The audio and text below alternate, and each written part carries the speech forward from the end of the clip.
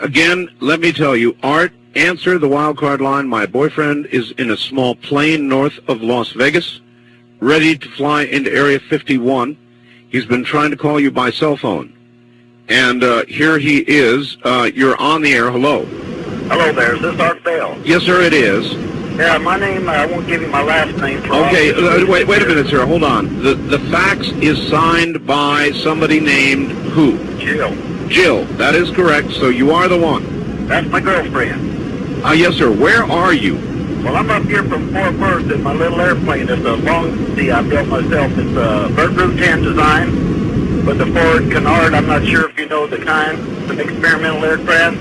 No, I'm not. That, but not anymore. No, tell me about it. What kind of airplane is it?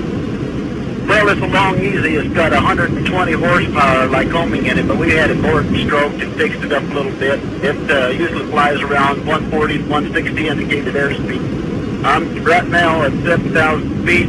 You know where this place called Indian Springs is? Indian Springs, yes. Yeah.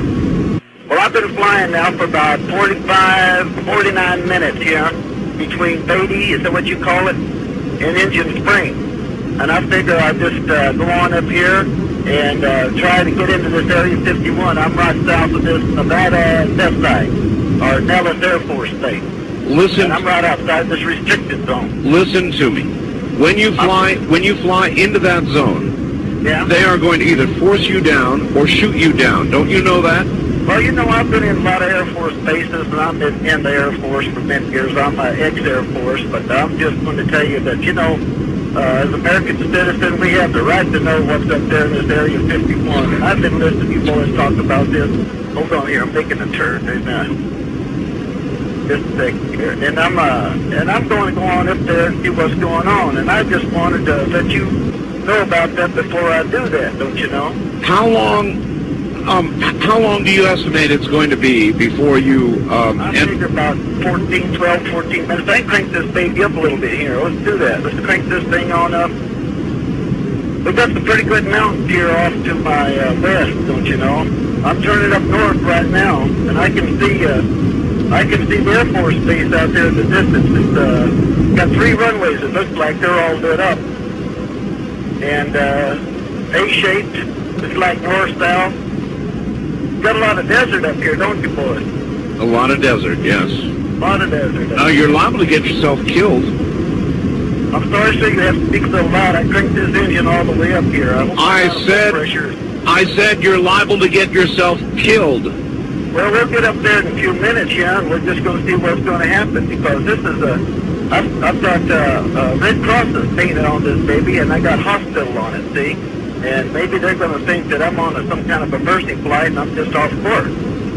And I've got the radios cut off, so you can have radio failure, don't you know? And so I'm going to hold this thing steady here about around 65, 6,800 feet. Why are you doing this? Why are you doing this? I'm going to get to the bottom of this. I'm American. My family has been American for years, and I want to get down in here and I want to find out what's happening. All right, then why are you doing it at night? Because that's the best way to get in here. But even if you manage to overfly the area, I'm in the restricted zone. I just entered the restricted zone. I see a bunch of lights out there. Looks like some kind of a searchlight coming on. You're in the restricted zone now? I just crossed that restricted zone. I'm going to drop this baby down. I'm telling you, you're going to get shot down. Hold on here now. I got my pressure suit on. I don't really need one of this kind of aircraft. It's not like a jet, but it helps to, when I make some tight turns here.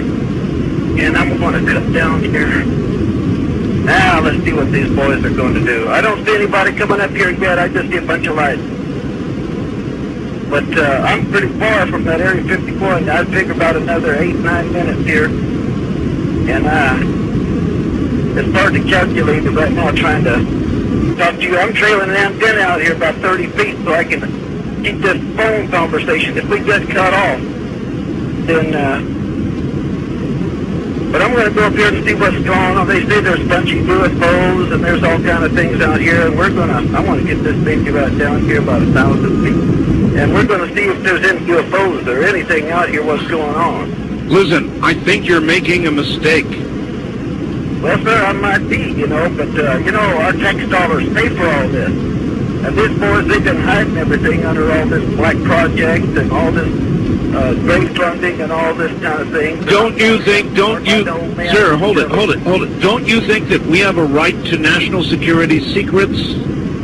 I think we have, not really, because you know they have these J-11 and J-15 satellites up there, and the Ruskies, they know what we're doing, and the Chinese, they've got satellites down here, they know what's going on. The only thing they don't know what's going on is the common folk like me and you, and us common folk got a right to know, because we're funded all this. How long have you been planning this? I got this thing down here about 1,000 feet. I've been planning this thing now.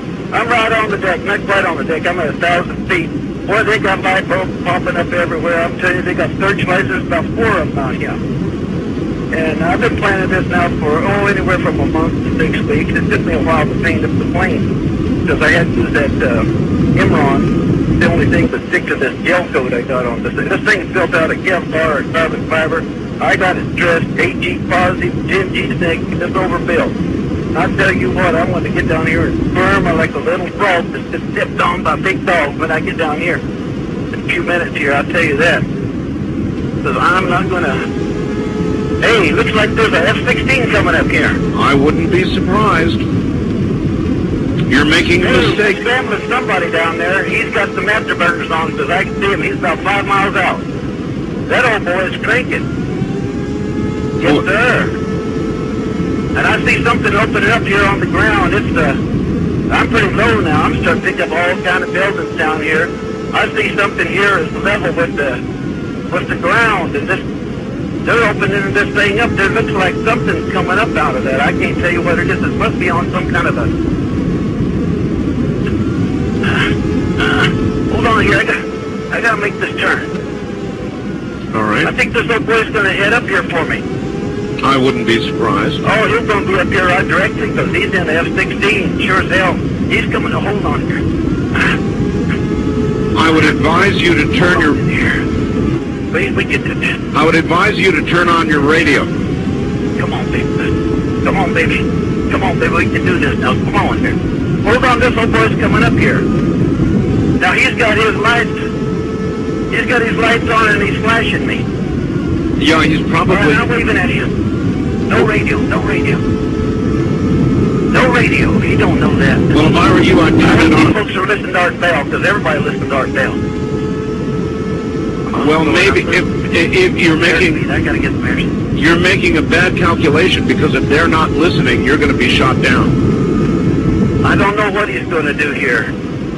He's rocking his wings at me right now. He's rocking his wings, and he's cutting in front of me. And you know this, don't cut in front of me now, because if he cuts that close, stay off. Stay off. He gets his vortex from his engine, from Pratt & Whitney engine. We're going to, just like twin tornadoes, if he gets too close, stay off, bro. Hold on there, I'm getting down on the deck. I'm going in, I'm getting down there. He ain't going to get me. I'm that damn veteran, he ain't going to get me there. They didn't get me over there, they're not going to get me over here now. Looks like some kind of rail gun coming up out of that elevator, that flat area over there that the doors opened up. It's got some kind of a weird-looking barrel on it with a light. And, oh, hell, they're doing something. They're shooting at me now. Oh, God. No, baby, I'm going in. I think I'm going in.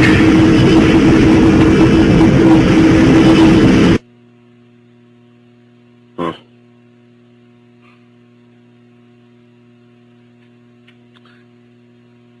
Well, I'm not sure what we just heard.